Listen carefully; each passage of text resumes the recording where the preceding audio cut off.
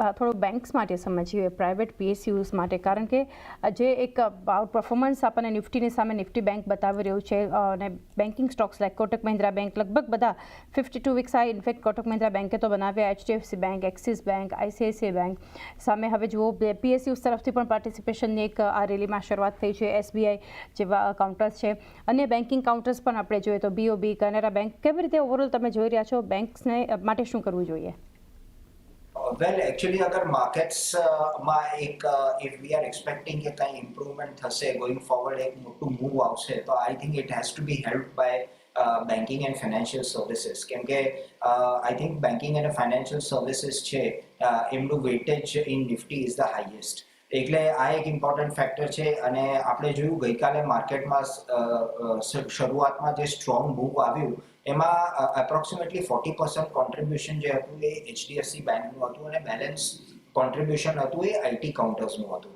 એટલે અમારું વ્યૂ એ છે કે બેન્કિંગમાં વી વિલ સી ઇમ્પ્રુવમેન્ટ, કેમ કે rate cut cycle has also started અને એક્સપેક્ટેશન્સ છે કે ગોઈંગ ફોરવર્ડ થોડા રેટ કટ્સ બી આવશે, જેના કારણે બિઝનેસ વિલ ઇમ્પ્રૂવ, ઓવરઓલ માર્જિન્સમાં ઇમ્પ્રુવમેન્ટ થશે અને આઈ થિંક વર્સ્ટ જે હતું in terms of asset quality etcetera એ આ પર્ટિક્યુલર યરમાં it should come to an and.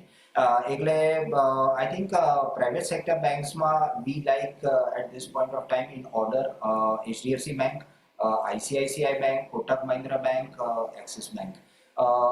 At this point, I think PSU banksમાં બી અમુક બેંક્સ અટ્રેક્ટિવ લાગી રહી છે. સ્ટેટ બેંક ઓફ ઇન્ડિયા છે, બેંક ઓફ બરોડા છે, કેનરા બેંક છે, યુનિયન બેંક છે, they are looking quite attractive.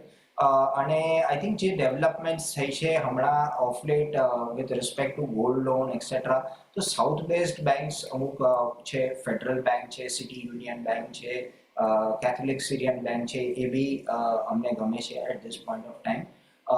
And I think that's the broad view as far as the banking space goes. જી, HDFC, Kotak, ICICI, Axis private બેંક્સમાં અને PSUsમાંથી SBI, union bank, BOB જેવા counters જે છે Canara bank ફોકસમાં રાખી શકો છો.